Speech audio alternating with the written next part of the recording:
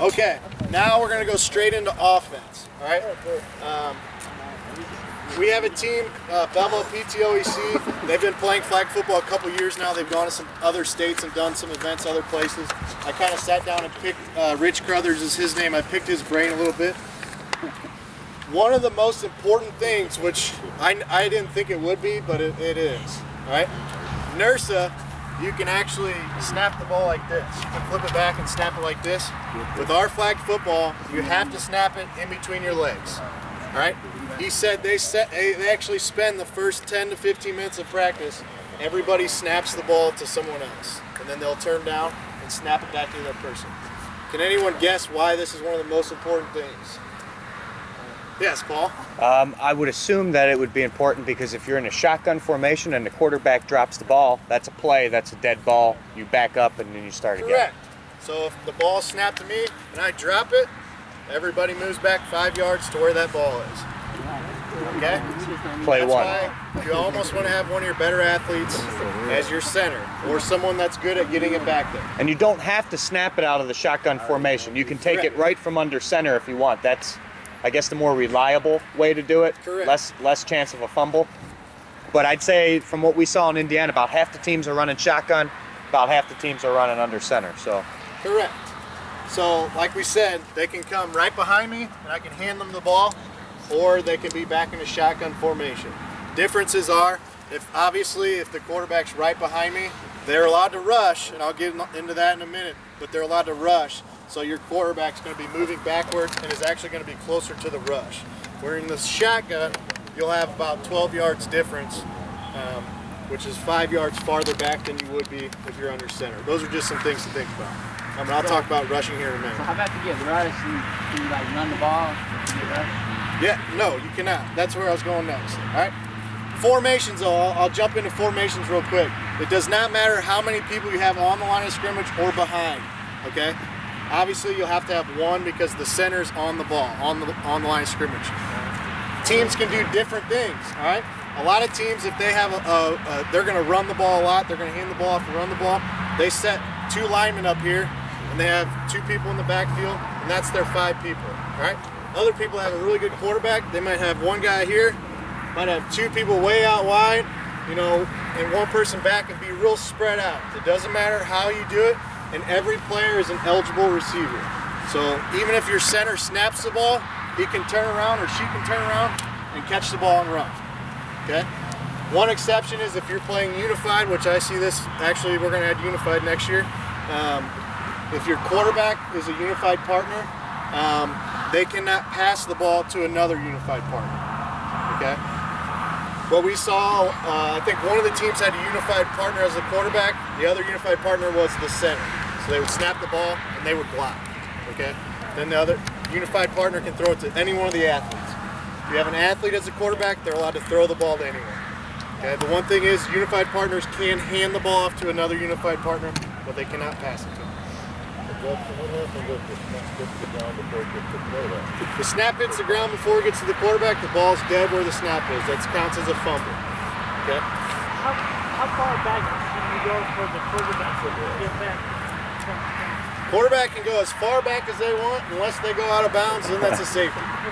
Just remember, though, the farther the quarterback goes back, the harder it's going to be for that center to snap it to him. Yeah, that's true. Yes. Okay? Here's some of the biggest things, okay? You are allowed to do a run play. So if someone snaps to the ball, as long as I'm facing backwards, I can hand the ball off to anyone. So I can hand the ball off, they can grab it and run. I can hand the ball off, they can grab it and run. The quarterback or the first person to grab possession of the ball or touch the ball is considered the quarterback. They are never allowed to run. Whether they are being chased and they run all the way over here and all the way back over here, they can never cross the line of scrimmage. Okay? So essentially no wildcat formations if you're familiar with the NFL. And that was actually why they changed the verbiage last year, because what they were doing was doing a direct snap. So I've been the quarterback the whole game, and Paul or whoever's next to me, all of a sudden we snap the ball to them and they run straight. Okay? Since he touched it first, he becomes the quarterback. There is no declared quarterback, it's whoever touches it first. But that also comes to, so if it's a bad snap and I fumble it, or it hits my hands, but Paul catches it, even though he was the running back to start, he can't run, all right? He has to then pass the ball. Does that make sense to everyone? The quarterback can never run. Even if Lucas is chasing me, comes across the line, I can dance around anywhere I want back here, but I can never cross the line of scrimmage. All right? Make sense? We actually had a bit of a conversation on the strategy of placing your players, because some teams will put their best athlete as the quarterback. And we actually have found that it's almost better to, it depends on what kind of offense you want. A lot of times, obviously your quarterback can never run, so if I have someone really fast, I don't know if I'd want him as the quarterback because you can't utilize that running speed, okay? I was big and slow, so I'd make a great quarterback. I just throw the ball, right? But if you have a fast guy, you're almost better off putting him as a running back or a wide receiver because I can hand the ball off to him and they can run, okay? So that's just a little bit of coaching strategy. Remember though, 5 yards before your first down is a no-run zone, so I cannot just hand the ball off.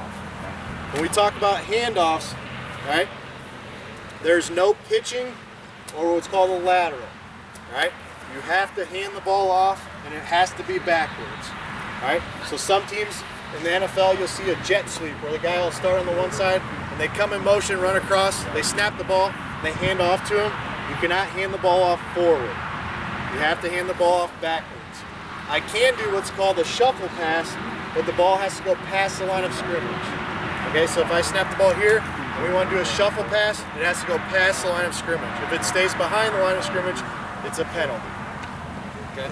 Now remember, we are making this is a complicated conversation going over the rules. The game is not that tough. Okay, the game, and we watched it, and it's not as difficult as the rules are making it sound. Just remember that we're going through a lot of extra stuff.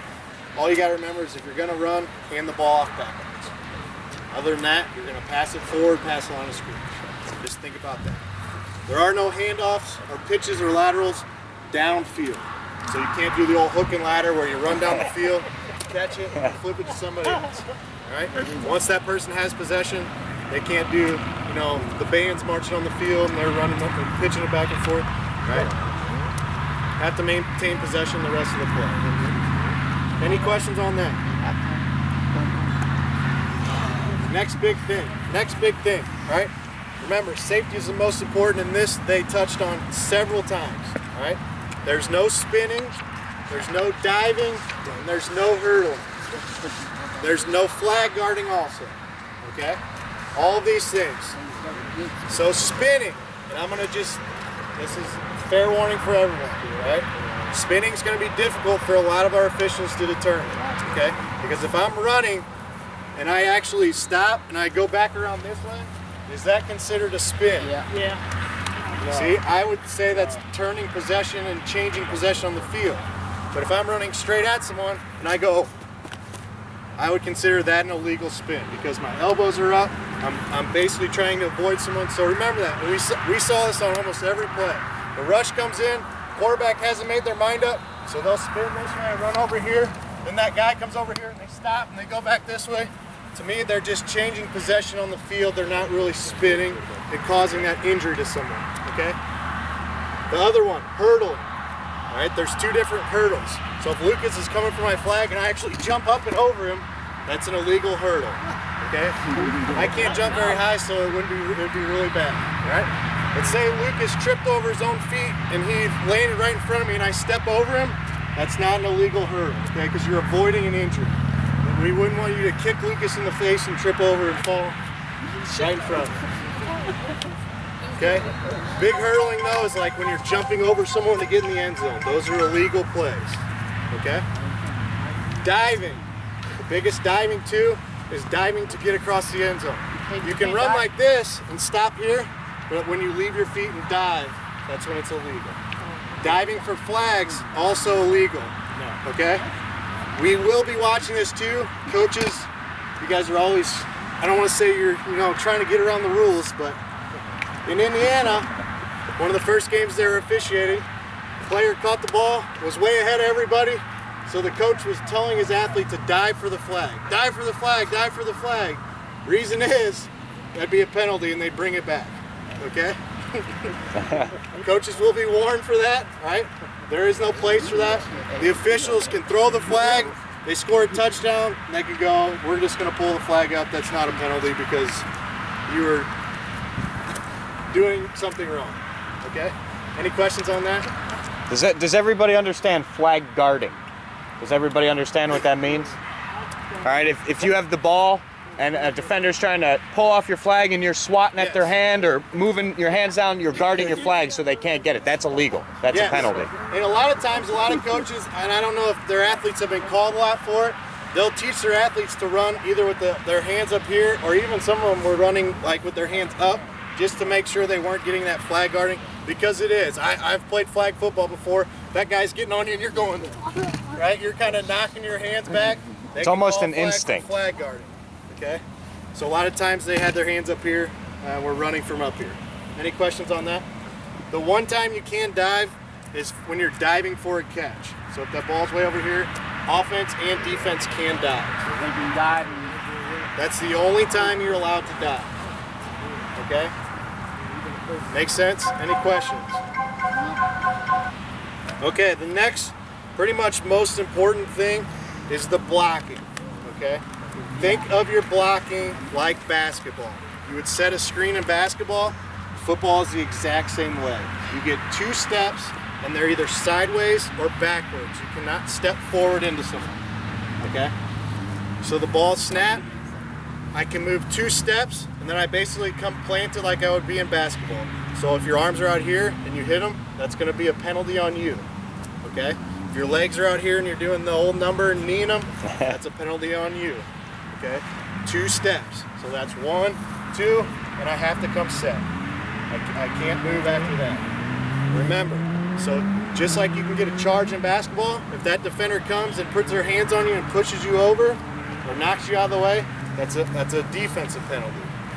Okay? Does that make sense to everyone? Yeah. And I'm gonna take like 2 steps forward and block somebody like. Has to be backwards or sideways. Okay. Okay? And another thing, and Coach, I did one in Chicago last week, and we got kind of talking, and we actually played the game. We're going to play it after this too, but a lot of coaches learned right away, right? Because they set up with 3 linemen, and we actually didn't see a ton of blocking. No. Because the rush is so far back, and I'll talk about the rush in a minute. But the coaches, the ball would be snapped, and the first thing they would do is go like this, and they go, oh, I can't step anymore, right? Let that rusher come to you, where Bryce is maybe 3 yards away from me. Then I make my move, or I let him make his move one way or another, because you obviously don't want them to have a straight path right to your quarterback. Okay? Even if you are blocking, you're an eligible receiver. So I would always teach my players, as soon as they get by you, turn around and look for the ball. Because they can just dump it right to you, you can catch it and run. Everybody's an eligible receiver. The center, everybody across the way is an eligible receiver. Also, when you're blocking or what we call blocking, you don't want to have your hands out to the side. Okay, in basketball, you're in a defensive stance. Your hands are out to the side. You're swiping at the ball. You want them down by your side, or I would just say have them put them behind your back. That way, they're not coming forward. They're not messing with anybody. Hands here. On defense, when you're rushing, do not tell your athletes to do the old swim move where you grab their side. Right? Those are penalties. Pretty much contact, especially early, is going to be a penalty. We want to avoid as much contact as we can.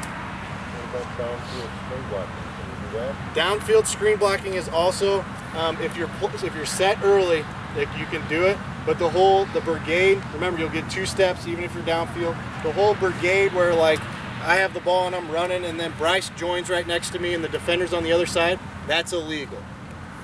So like you can't. Basically, and the plays were so quick, a lot of times there wasn't the downfield screen blocking. Like I said, you'll get 2 steps. I would discourage it as much as possible, just because of that unaware that the blocker's there, and then they're going to collide into each other. But yes. Any other questions on blocking? just relay it like basketball. You want to have your hands down. Okay.